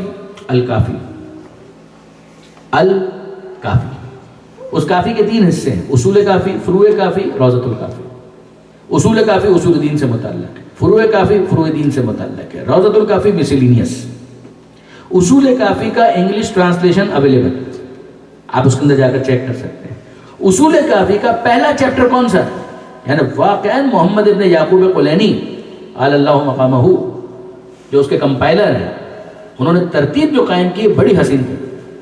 اس کا جو پہلا چیپٹر ہے اس چیپٹر کا نام کتاب الایمان نہیں ہے. اس پہلے چیپٹر کا نام کتاب الکفر نہیں ہے. اس پہلے چیپٹر کا نام کتاب الشرک نہیں ہے. اس پہلے چیپٹر کا نام ہے کتاب العقل والجہل، کہ عقل کے بارے میں اور جہل کے بارے میں معصوم نے کیا بیان کیا. دوسرا چیپٹر ہے کتاب العلم، پھر اس کے بعد باقی باتیں آتی. وہ کہتے ہیں ترتیب کے ساتھ تو چلو، کہ عقل ہی کو استعمال نہیں کیا تو علم کہاں سے آئے گا، علم ہی حاصل نہیں کیا تو ایمان کہاں سے آئے گا. غور فرمایا آپ نے. تو پہلا چیپٹر ہے کتاب العقل والجہل، اور اس کتاب العقل والجہل کے اندر معصوم کے جو الفاظ ہیں وہ آپ پڑھیں تو آپ کو اندازہ ہو کہ عقل کو کیسے گلوریفائی کیا گیا. اس کے اندر معصوم کا یہ جملہ آپ کو ملے گا کہ لا دین لمن لا عقل لہ، اس کا تو کوئی دین ہی نہیں ہے جس کے پاس عقل نہیں ہے. اگر اس کے پاس عقل نہیں ہے تو اس کے پاس کوئی دین نہیں ہے، اس لیے کہ وہ اپنا کوئی آرگومنٹ اسٹیبلش ہی نہیں کر سکتا تو وہ کیا ایمان رکھتا ہے، وہ کیا دین کے اوپر عمل کرتا ہے. جب دین کو وہ سمجھ ہی نہیں پا رہا ہے تو پھر اس کے بعد اس کا کوئی دین نہیں ہے. لا دین لمن لا عقل لہ، اس کا کوئی دین نہیں ہے کہ جس کے پاس عقل نہیں. اور سنیے، للہ علی الناس حجتین، حجتن ظاہرہ و حجتن باطنہ. اللہ کی 2 حجتیں ہیں بندوں کے اوپر، ایک حجت ظاہر میں ہے اور ایک حجت باطن میں ہے. حجت کہ جس کے ذریعے سے خدا اپنے کنکلوسیو پروف کو پیش کرتا ہے. للہ علی الناس حجتین، حجتن ظاہرہ و حجتن باطنہ. اللہ کی دو حجتیں ہیں اپنے بندوں کے حق میں. ایک حجت ظاہری ہے باہر، اور دوسری حجت باطن میں ہے اس کے اپنے وجود کے اندر. کہ جو حجت ظاہر میں ہے وہ نبی اور رسول ہے اور امام ہے، اور جو حجت باطن میں ہے وہ انسان کی عقل. یعنی کہاں انسان کی عقل کو رکھا گیا ہے، آپ غور کر رہے ہیں. پھر اس کے بعد الرسول عقل من ظاہر، کہ رسول انسان کی عقل منفصل ہے اور عقل انسان کے لیے رسول متصل. یعنی رسول کو ایک ایسی عقل بیان کی، جیسے ایکسٹرنل ہارڈ جو ہوتی ہے، ایکسٹرنل ڈرائیو، جس طرح سے کچھ آپ کے پاس انٹرنل ہوتی ہے اور پھر اس کے بعد کچھ آپ میموری کارڈ وغیرہ لگا دیتے ہیں کہ جو ایکسٹرنلی آپ کو لگانا پڑتا ہے، کہ ایک ان بلٹ ہے اور ایک باہر سے آ کر اس کو کمپلیمنٹ کرتا ہے. کہ اسی طریقے سے انسان کی عقل اس کے اندر رکھا گیا رسول ہے، اور باہر نبی اور رسول اور امام موجود ہے کہ جو اس کی عقل ہے. یہ بھی عقل ہے اور یہ بھی رسول ہے. یعنی وہ جو باہر آپ کو رسول نظر آ رہا ہے وہ عقل خارجی ہے، اور جو اندر انسان کے عقل موجود ہے وہ انسان کے لیے رسول داخلی ہے. میں پھر آپ کو یاد دلا رہا ہوں، میں اسپیکولیشن کی بات نہیں کر رہا ہوں، please be very clear on this point. میں ہائپوتھیسس کی بات نہیں کر رہا ہوں، میں مفروضات کی بات نہیں کر رہا، میں انشنڈ باتوں کی بات نہیں کر رہا. میں بات کر رہا ہوں اس کنکلوسیو پروف کی کہ جس کے اوپر عقل انسانی پورے ڈٹرمنیشن کے ساتھ کہہ سکے، سرٹینٹی کے ساتھ کہہ سکے ہاں یہ ہے. یہ وہ چیز ہے کہ جس کو اسلام کہتا ہے کہ بالکل اس کی اہمیت، بالکل اس کی امپورٹنس ہے. اور اب میں آپ کی خدمت میں عرض کروں آخری 2-3 باتیں اس حوالے سے، اس لیے کہ اس کا تعلق ایمان کی بنیادوں سے ہے، جس کو ہمارے محترم برادران بالکل قبول نہیں کرتے. واضح عرض کر رہا ہوں کہ وہ قبول نہیں کرتے. یہ آل محمد کا مکتب ہے کہ جو عقل کو اس طرح سے گلوریفائی کرتا ہے اور قرآن کی آیتیں پیش کرتا ہے اور حدیث کا ذخیرہ جو ہمارے پاس موجود ہے اس کو پریزنٹ کیا جاتا ہے. غور فرمایا آپ نے. اب میں آخری بات اس حوالے سے عرض کر رہا ہوں، اور وہ کیا؟ معصوم سے یہ پوچھا گیا، یہ اصول کافی ہی کی سیکنڈ لاسٹ یا لاسٹ حدیث کتاب العقل والجہل، کہ مولا یہ بتائیے جب آپ عقل کی اتنی تعریف کرتے ہیں، الفاظ میرے ہیں مطلب امام کا، کہ جب آپ عقل کی اتنی تعریف کرتے ہیں تو بس عقل ہو کافی ہے؟ جب آپ عقل کی اتنی تعریف کر رہے ہیں، عقل وہ ہے العقل ما عبد بہ الرحمن، عقل وہ ہے کہ جس کے ذریعے سے خدا الرحمن کی عبادت کی جاتی ہے، عقل وہ ہے کہ جو اگر نہ ہو تو دین ہی نہیں ہوتا، اور عقل وہ ہے اور عقل وہ ہے عقل وہ ہے. تو مولا بس عقل ہو کافی، ضرورت کیا ہے کہ کوئی اور نبی ہو رسول ہو؟ ضرورت کیا ہے؟ امام نے اس کا جو جواب دیا ہے وہ بھی کتنا عقلی ہے. امام فرماتے ہیں کہ یہ عقل ہی ہے کہ جو اپنی لیمٹس کو تمہارے سامنے ایکسپریس کرتی ہے. عقل یہ کہتی ہے کہ معبود تو کوئی ہے، عقل یہ کہتی ہے کہ خالق تو کوئی ہے، عقل یہ کہتی ہے کہ مالک تو کوئی ہے، عقل یہ کہتی ہے جب اس نے بنایا ہے تو اسی کی مرضی کے مطابق زندگی گزارنی چاہیے. مگر آگے عقل کہتی ہے کہ اس کی مرضی کیا ہے، کہ مجھے کچھ سمجھ میں آ رہا ہے لیکن سب کچھ سمجھ میں نہیں آ رہا، مجھے کچھ سمجھ میں آ رہا ہے مگر سب کچھ سمجھ میں نہیں آ رہا. یہ وہ منزل ہے کہ جہاں پر عقل کہتی ہے کہ خالق نے جب تم کو پیدا کیا ہے تو کوئی ایسا ضرور ہوگا کہ جس کو خالق نے اپنا نمائندہ بنایا ہوگا، اس کو تلاش کرو اور اس سے پوچھو. دھوکہ مت کھانا کہ کوئی بھی کہہ دے کہ میں نمائندہ ہوں تو مان لو گے، نہ، یہ نہیں ہوگا. لیکن یہ ہے کہ جس کو اس نے اپنا نمائندہ بنایا ہے کہ اس سے پوچھو، وہ تم کو بتائے گا. اب یہاں پر آتی ہے اگلی بات، فجر کی نماز کی کتنی رکعتیں ہونی چاہیے؟ 2 رکعت. کس نے بتایا؟ عقل خاموش.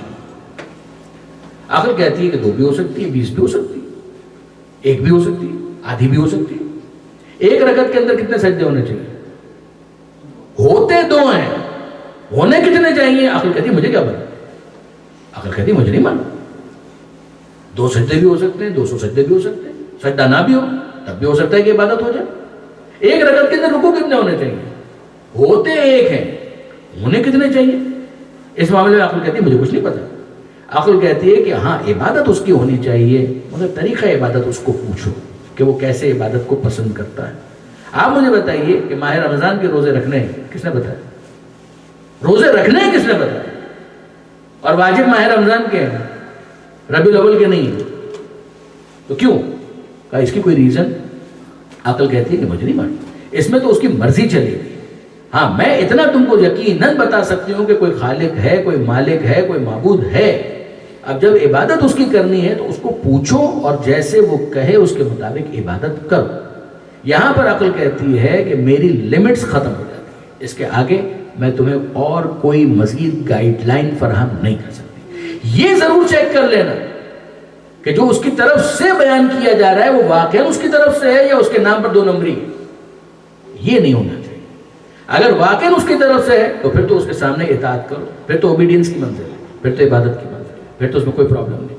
لیکن اگر آپ انصاف سے مجھے بتائیں, پوچھیں کہ اس منزل کے اوپر عقل کیا کہتی ہے, عقل کہتی ہے مرضی اس کی چلنی چاہیے, اتنا مجھے سمجھ میں آتا ہے. آگے اس کی تفصیلات کا اس کے بارے میں مجھے کچھ نہیں پتا.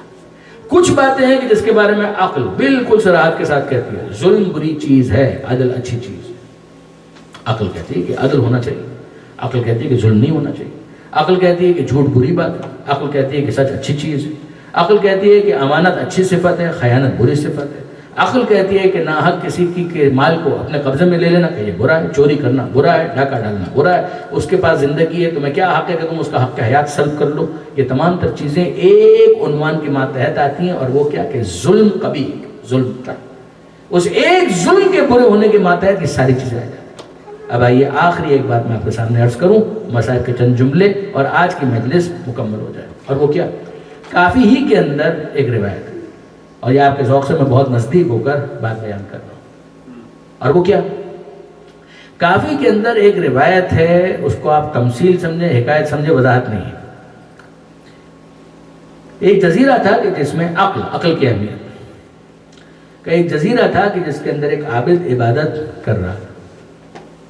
ایک عابد عبادت کر رہا تھا ایک جزیرے کے اندر, پرفضا مقام, جتنی سہولیات آپ ایکسپیکٹ کر سکتے ہیں وہ سب وہاں پر موجود تھی.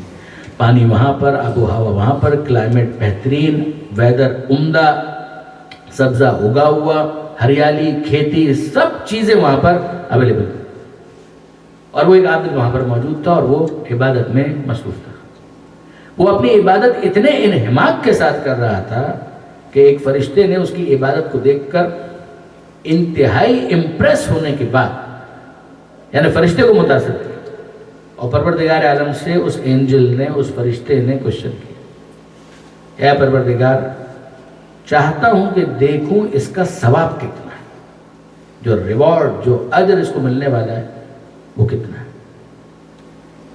فرشتے نے اس عابد کی عبادت کو ملاحظہ کیا, امپریس ہوا, اور پروردگار عالم کی خدمت میں ایک اپلیکیشن, ایک ریکویسٹ دی کہ اے پروردگار, یہ اتنی عبادت کر رہا ہے, تو I would like to know کہ کتنا ریوارڈ, کتنا اجر, کتنا ثواب اس کو ملنے والا ہے. تو پروردگار عالم نے نقاب کشائی کر دی اور اس کے بعد اس کو دکھلایا کہ بھئی یہ ہے اس کا ثواب. اب وہ ثواب کتنا تھا, جتنا بھی تھا اس فرشتے کو کم لگا, اس فرشتے کو وہ ثواب کم محسوس ہوا. تو اس فرشتے نے کہا کہ اے پروردگار, عبادت تو اتنی کر رہا ہے, ثواب جو اس کا ہے تم نے دیا ہے تو یقیناً صحیح ہوگا, لیکن یہ کہ سمجھ میں نہیں آ رہا معاملہ, میں کمپریہنڈ نہیں کر پا رہا ہوں کہ یہ ثواب اتنا کم کیوں ہے اس کا. تو پروردگار عالم نے بجائے اس کے کہ کوئی جواب دیتا خدا, کہا کہ جاؤ اور جا کر کچھ دن اس کے ساتھ گزارو, دین یو ول ریئلائز کہ what is the reason behind. تو وہ فرشتہ پیکر بشری میں, یعنی انسانی شکل و صورت کے اندر, ہیومن فیس کے ساتھ, ہی وینٹ دیئر, اور اس نے وہاں پر کچھ دن گزارے. اب آپ ایک اندازہ کریں کہ ایک عابد ہے, اتنے عرصے سے تنہا عبادت کر رہا ہے, پروردگار عالم سے راز و نیاز کر رہا ہے, ایسے میں اچانک وہ کسی اور کو دیکھے گا تو سب سے پہلے تو وحشت محسوس کرے گا, اسٹرینج, یہ کون آ گیا میری عبادت میں مخل ہونے کے لیے. مگر فرشتہ, اس نے کوئی بات ہی نہیں کی, اس نے بھی مصلی بچھایا اور وہ بھی عبادت کرنے میں لگ گیا. اچھا, اس کے لیے عبادت کرنا کون سا مشکل کام, اس کے لیے عبادت کرنا کوئی مشکل کام تو نہیں ہے. تو اس نے بھی عبادت شروع کر دی, اور وہ جو نماز پڑھ رہا ہے, روزے رکھ رہا ہے, سجدے کر رہا ہے, تو عابد جب تنقیوں سے اس کو دیکھتا ہے تو وہ کہتا ہے کہ یہ تو مجھ سے بھی زیادہ ذوق عبادت رکھنے والا ہے, تو اس سے تو کچھ سیکھنا چاہیے. تو وہ اس کے پاس گیا اور اب گفتگو شروع ہوئی, انسیت بڑھ گئی, ایک دوسرے سے کچھ آشنائی بڑھ گئی. تو اب گفتگو ہو رہی ہے بریک کے دوران, عبادت میں بریک کے دوران. اس طرح سے ہوتا ہے نا اعمال شب قدر میں آپ لوگ چائے وائے کا بریک کرتے ہوں, تو انہوں نے بریک کیا, اور بریک کرنے کے بعد ایک دوسرے سے گفتگو ہو رہی. تو فرشتے نے اس سے یہ کہا کہ یہ جگہ کتنی اچھی ہے, کیا یہاں کی آب و ہوا ہے, کیا کلائمیٹ ہے, کیا سبزہ ہے, یا ہریالی ہے، گرینری ہی گرینری ہے. تو اس عابد نے ایک جملہ کہا، اور وہ جملہ کیا؟ عابد نے کہا کہ ہاں بات تو بالکل ٹھیک ہے کہ جگہ تو بہت اچھی ہے، ہریالی بھی بہت زیادہ ہے، مگر ایسا لگتا ہے کہ ہمارے خدا کے پاس کوئی گدھا نہیں. ایک گدھے کی بات کہاں سے آ گئی بھائی؟ سبزے کی بات ہو رہی تھی، ماحول کی بات ہو رہی تھی، گدھے کا تذکرہ کہاں سے آ گیا؟ کہ لگتا یہ ہے کہ اتنا سبزہ ہے لیکن خدا کے پاس کوئی گدھا. تو کیوں؟ کہ اگر خدا کے پاس کوئی گدھا ہوتا تو وہ یہاں پر آتا، یہ سارا سبزہ وہ کھا جاتا، تو یہ سوارت ہوتا سارا کا سارا، ضائع ہو رہا ہے، پڑا ہوا ہے، کوئی اس کا استعمال کرنے والا ہی نہیں ہے، تو یہ سارا سبزہ ضائع ہو رہا ہے. تو فرشتے نے یہ جملہ سنا اور فوراً سمجھ گیا کہ خدا نے کسی گدھے کو کیوں نہیں بھیجا. اس کے ہوتے ہوئے باہر سے مانگ رہا ہے، کسی اور گدھے کی ضرورت ہے. پروردگار عالم نے اس کو ایک آئیڈیل ماحول فراہم کیا ہے کہ جس میں وہ عبادت کر سکے. اس فضا کو، اس ماحول کو، اس سبزے کو وہ اس لیے کہہ رہا ہے کہ ضائع ہو رہا ہے. کیوں؟ یہ تو گدھا ہی نہیں ہوئے. یہاں پر گدھا ہوتا، وہ چارے کی طرح سے اس کو کھا جاتا، تو اس کی نظر میں یہ اس کا یوٹیلائزیشن تھا، اور اگر یہ یوٹیلیٹی اس کی نہیں ہے تو اس کا مطلب یہ ہے کہ ضائع ہو گیا. اگر آپ دیکھیں تو بٹوین دا لائنز شاید اس عابد کو اتنا شعور بھی نہ ہو، مگر اس نے خدا کے ایک فعل کے اوپر ایراد بھی کیا، آبجیکشن کیا ہے. یہ بھی بات. اب اس کے بعد وہ فرشتہ تو وہاں سے روانہ ہو گیا، اس لیے کہ اس کو جو معلوم کرنا تھا وہ تو اس نے معلوم کر لیا. اب جو اس پر تبصرہ ہے نا، وہ تبصرہ بہت قیمتی ہے. کافی کے اندر آیا کہ پروردگار عالم نے کہا، کیا تم کو سمجھ میں آیا کہ اس کا ثواب اتنا کم کیوں ہے؟ یاد رکھنا، ثواب بقدر استعمال عقل ہوتا ہے. جہاں انٹلیکٹ اور عقل زیادہ ہوگی وہاں معرفت زیادہ ہوگی. جہاں معرفت زیادہ ہوگی وہاں پر عبادت کم بھی ہوگی تو ثواب بڑھتا چلا جائے گا. جس کو آپ کہتے ہیں کہ ایک ہوتا ہے کوانٹیٹیو انالیسس اور ایک ہوتا ہے کوالٹیٹیو انالیسس. تو آپ صرف عدد کو اگر دیکھیں گے تو جج نہیں کر پائیں گے، لیکن عدد کے ساتھ ساتھ اگر آپ کوالٹی کو دیکھیں گے تب اس کے بعد آپ کو اندازہ ہوگا کہ کس کا ویٹیج کتنا ہونا چاہیے. اب یہاں پر علامہ سید علی نقی صاحب کا ایک بہت خوبصورت نقطہ، وہ فرماتے ہیں کہ اب اس حدیث کی روشنی میں ہمارے سامنے ایک پروپورشن، ڈائریکٹ پروپورشن آ گیا، اور وہ کیا، جس کو اردو کے اندر کہتے ہیں راست متناسب ہے، کہ یہ دونوں چیزیں آپس میں ڈائریکٹلی پروپورشنل ہیں. وہ دونوں چیزیں کیا ہیں؟ Intellect and reward, they are directly proportional. یعنی اگر عقل زیادہ ہے، دیکھیے ایک وہ عقل ہے کہ جو خدا کی طرف سے بطور کیپٹل ملی، اس کی بات نہیں ہو رہی ہے، اس میں انسان کا کوئی کمال نہیں ہے. وہ چیز کی جس کو انسان اپنے آئی کیو کو امپروو کر کے نرچر کرتا ہے، اس کی بات ہو رہی ہے. جو غور و فکر ہے کہ جو نہ کرنے پر پروردگار عالم انسان کو قابل مذمت ٹھہراتا ہے، کنڈمنیشن اس کے اوپر. فرض کیجئے کہ ایک انسان کے پاس وہ چیز ہے ہی نہیں، تب تو وہ قابل رحم ہے. لیکن اگر اس کے پاس وہ صلاحیت تھی جس کو وہ ایکسپینڈ کر سکتا تھا، but he did not do that, then definitely وہ اس قابل ہے کہ اس کی مذمت کی جائے. اگر وہ اس کو استعمال کر رہا ہے تو پروردگار کی نظر میں اس کا ثواب بڑھتا جائے گا. اگر وہ اس کو استعمال نہیں کر رہا تو خدا کی نظر میں اس کا ثواب کم. ان ادر ورڈز، عقل کا استعمال ڈائریکٹلی پروپورشنل ہے ثواب کے ساتھ. عقل زیادہ ثواب بھی زیادہ، عقل کم ثواب بھی کم. ادر وے راؤنڈ، ثواب زیادہ تو اس کا کیا مطلب ہے؟ اگر آپ کو عقل کے بارے میں نہیں پتا لیکن یہ معلوم ہے کہ اس کا ثواب بہت زیادہ ہے تو اس کا مطلب کیا ہے؟ کہ اس کی عقل بھی زیادہ ہے. اگر آپ کو ملے کہ ثواب کم ہے تو اس کا مطلب یہ ہے کہ جس کے لیے یہ ثواب ہے اس کی عقل بھی کم ہے. آپ نے غور فرمایا؟ یعنی یہ دونوں چیزیں آپس میں ڈائریکٹلی پروپورشنل ہیں. عقل زیادہ ثواب زیادہ، عقل کم ثواب کم. ثواب زیادہ تو عقل زیادہ ہوگی، اسی لیے ثواب زیادہ ہے. ثواب کم تو اس کا مطلب یہ ہے کہ عقل کم تھی، اس کی وجہ سے اس کا ثواب کم ہے.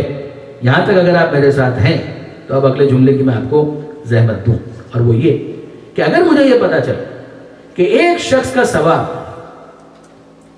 ایک سے زیادہ ہے تو مجھے یہ کہنے کا حق دیجئے کہ اس کی عقل اسے ایک سے زیادہ ہے.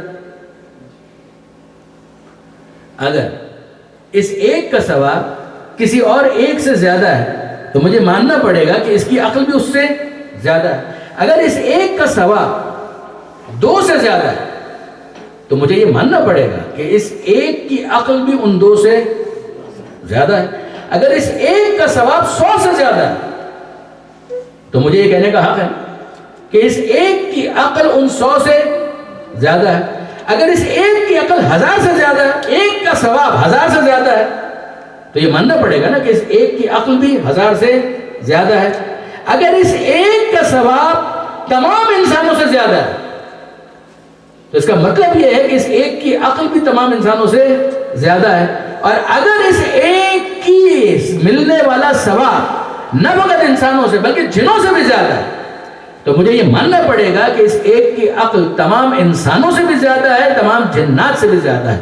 تو اس کی عقل کا کیا معیار ہوگا کہ جس کی زندگی کا ثواب نہیں، جس کی ایک ضربت کا ثواب اتنا زیادہ ہے کہ ثقلین کی عبادتیں مل کر اس کا مقابلہ نہیں کر سکتی. آپ نے اندازہ کیا؟ اب اس کو جو تول کر بتا سکتا ہے بس وہی اس سے افضل ہوگا، اس کے علاوہ کوئی اس سے افضل ہو نہیں سکتا. جو پیغمبر اکرم نے کہا تھا کہ ضربت علی یوم الخندق افضل من عبادت الثقلین، کہ ایک ثقلین کی عبادتیں مل کر ایک ضربت علی کا بھی مقابلہ نہیں کر سکتی. تو انصافاً آپ مجھے بتائیے کہ جب ثقلین کی عبادتیں ایک ضربت کے برابر نہیں ہیں تو علی کے برابر کیسے ہو سکتی ہیں؟ پھر اس کے بعد یہ تو بحث ہی باقی نہیں رہتی کہ کون علی سے افضل ہو سکتا ہے. کوئی علی سے افضل نہیں ہو سکتا، صرف وہ نبی علی سے افضل ہو سکتا ہے کہ جس نے تول کر بتایا کہ اس کی عبادت کا وزن کتنا ہے. درود بھیجیے محمد و آل محمد.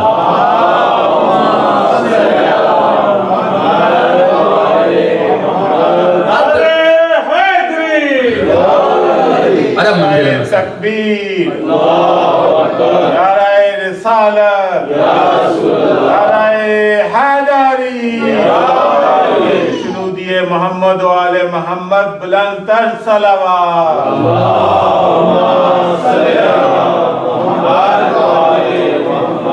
اور اب منزل مسائل. یوں اگر آپ دیکھیں نا برادران عزیز، تو کون تول کر بتا سکتا ہے کہ ایک تیر کا وزن کتنا ہوتا ہے؟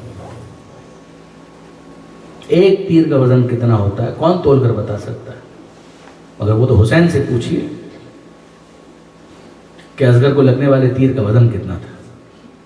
سید سجاد سے پوچھئے کہ اس تیر کا وزن کتنا تھا.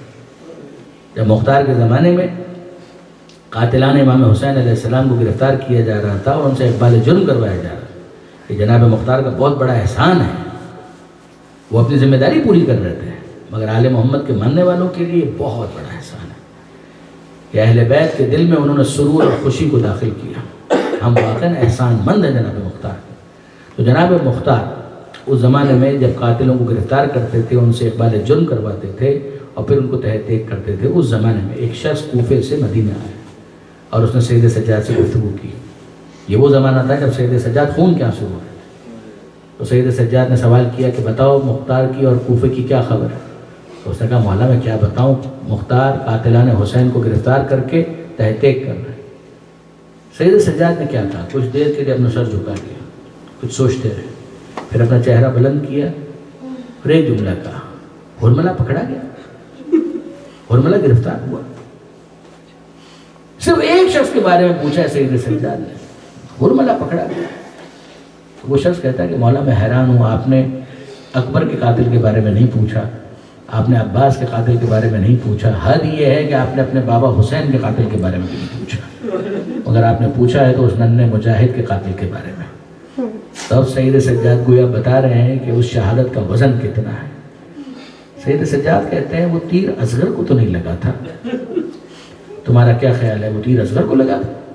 وہ تیر اصغر کو نہیں لگا تھا، وہ تیر ہم آل محمد کے دل کے پار ہو گیا.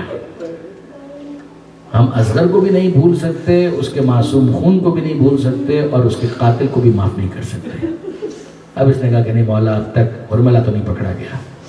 تو سید سجاد نے، بہت کم ہے تہذیب آل محمد میں کسی کو بد دعا دینا، مگر اس موقع پر سید سجاد نے ہرملہ کو بد دعا دی.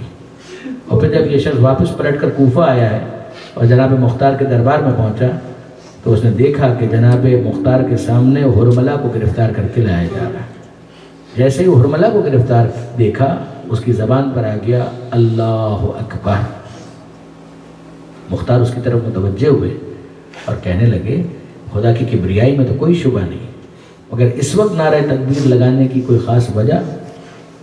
تو وہ کہتا ہے کہ مختار میں کیا بتاؤں، مدینے سے بس کچھ دیر پہلے ہی کوفہ آیا ہوں، وہاں میری ملاقات سید سجاد سے ہوئی، آپ کے بارے میں پوچھا اور یہ پوچھنے لگے کہ حرملہ گرفتار ہوا یا نہیں. جب میں نے کہا نہیں تو سجاد نے بددعا دی. یہاں آ کر میں نے دیکھا کہ حرملہ گرفتار ہو گیا ہے تو میں اپنے جذبات پر قابو نہ رکھ سکا اور بے اختیار میری زبان پر نعرہ تکبیر آ گیا. مختار کی آنکھوں میں آنسو آ گئے اور مختار کہتے ہیں حرملہ بتا کہ تو نے کربلا میں کیا کیا تھا. حرملہ کہتا ہے امیر جو سزا دینی ہے دے دے، مجھے قتل کرنا ہے تو قتل کر دے، مگر مجھ سے یہ مت پوچھ کہ میں نے کربلا میں کیا کیا. کہا تجھے بتانا تو پڑے گا کہ تو نے کربلا میں کیا کیا تھا. کہا امیر میرے پاس 7 تیر تھے جن میں سے 4 نشانے پر نہیں لگے، بس 3 تیر تھے جو نشانے پر لگے. کہا بتا پہلا تیر تو نے کس پر چلایا. کہا امیر یہ وہ وقت تھا جب عباس مشق سکینہ کو بھر کے خیمے کی طرف لے جا رہے تھے. عباس کے بازو قلم ہو چکے تھے مگر عباس تیزی کے ساتھ گھوڑا دوڑاتے ہوئے خیمے کی طرف جا رہے، کسی سے نہیں رک رہے. ایسے میں عمر سعد نے مجھ سے کہا حرملہ یہ مشق خیمے میں نہیں جانی چاہیے. میں نے ایک تیر کمان میں جوڑ کر جب رہا کیا ہے تو وہ تیر جا کر مشق میں پیوست ہو گیا. مشق چھدی، پانی بہا اور پھر عباس گھوڑے پر ٹھہر نہیں سکے. پھر عباس زمین کربلا پر آ گئے. مختار نے یہ سنا، آنسو بہائے اور کہا بتا کہ تو نے دوسرا تیر کس پر چلایا. تو وہ کہنے لگا کہ امیر میں نے اگلا تیر اس پر چلایا، اس وقت چلایا جب حسین ذوالجناح پر ڈگمگا رہے تھے. غریب زہرا کا لال زخمی تھا، سر تپا، مگر بہرحال ذوالجناح کے اوپر تھا، گر نہیں رہا تھا. اس وقت عمر سعد نے مجھ سے کہا کہ حرملہ کچھ ایسا کر کہ حسین زمین کربلا پر آ کر گرے.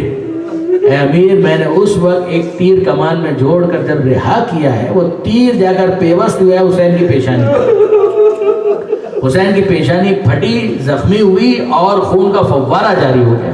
اور پھر اس کے بعد حسین ذوالجناح کے اوپر ٹھہر نہیں سکے. پھر اس کے بعد حسین ذوالجناح سے زمین پر گرے. اور آپ کو یاد ہوگا زمانے کے امام کی فریاد کہ میرا سلام ہو اس پر کہ جو جب زین سے زمین پر آیا، نہ زین پر تھا نہ زمین پر تھا، پورا جسم حسین تیروں پر معلق ہو چکا تھا. کہ اس کیفیت میں جب حسین زمین پر گر رہے تھے تو پیشانی پر حرملہ کا تیر موجود تھا. کہا بتا کہ تو نے تیسرا تیر کس پر چلایا. اب حرملہ کہتا ہے امیر اس تیسرے تیر کے بارے میں مجھ سے مت پوچھ. کہا بتانا تو پڑے گا. کہا امیر یہ وہ وقت تھا کہ جب بچہ باپ کے ہاتھ پر تھا اور حسین یہ کہہ رہے تھے کہ ارے اس بچے کی ماں کا دودھ تا خشک ہو چکا ہے، آگے بڑھ کر اس کو پانی پلاؤ. تمہاری نظر میں اگر کوئی قصوروار ہے تو میں ہوں نا، اس بچے نے کیا قصور کیا ہے.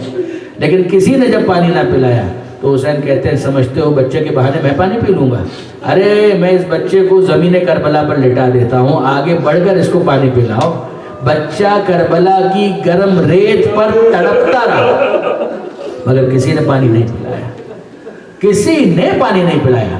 پھر حسین نے واپس بچے کو اپنی گود میں لیا اور کہنے لگے بیٹا تم بھی تو حجت خدا کے فرزند ہو، بتاؤ کہ تم کتنے پیاسے ہو. اور اصغر نے اپنا رخ کیا فوج اشقیہ کی طرف، سوکھی ہوئی زبان سوکھے ہوئے ہونٹوں پر پھیرنے لگے. لشکر میں تلاطم برپا ہو گیا مگر پانی پھر کسی نے نہیں پلایا. اور عمر سعد نے کہا اقطع کلام الحسین، اے حرملہ حسین کا کلام قطع کر دے. کہا میں نے 3 بھال کا تیر جو گھوڑے کی گردن توڑنے کے لیے استعمال ہوتا ہے، عزاداروں کہاں گھوڑے کی گردن کہاں اصغر کا نرم گلا. کہا جب میں نے تیر رہا کیا تو مختار کہتے بتا پھر کیا ہوا. فَتَقَلَّبَ الصَّبِيُّ عَلَى يَدَيْ الْإِمَامِ، وہ بچہ باپ کے ہاتھ پر منقلب ہو گیا. اور حسین نے اصغر کا خون اپنے چہرے پر مل کر کہا میں اسی طرح اپنے جد مصطفیٰ سے ملاقات کروں گا. انا للہ و انا الیہ راجعون. الا لعنت اللہ علی الظالمین وسیعلم الذین ظلموا ای منقلب ینقلبون. بار الہ اس قلیل توسل کو قبول فرما. ان آنسوؤں کو جناب سیدہ کے رومال میں جگہ عطا فرما. بیماروں کو شفا عطا فرما. بے روزگاروں کو رزق حلال عطا فرما. جو بے اولاد ہیں اولاد صالح عطا فرما. جو صاحبان اولاد ہیں تربیت کی توفیق عطا فرما. اے مالک جو اپنی اولاد کے رشتوں کے لیے پریشان ہیں ان کی اولاد کو بہترین رشتے عطا فرما. جن گھروں میں ناچاکی ہے ناراضی ہے علی اور زہرا کے مقدس گھرانے کا واسطہ، ان گھروں کی ناراضی کو الفت اور محبت سے تبدیل فرما. عزاداری عزاداروں عزاخانوں کی حفاظت فرما. مالک عزاداری میں اپنا حصہ ڈالنے والوں کی توفیقات میں اضافہ فرما. جن بچوں نے آج تلاوت کی، جنہوں نے مرثیہ پڑھا، سلام پڑھا، ان تمام بچوں کی توفیقات میں اضافہ فرما.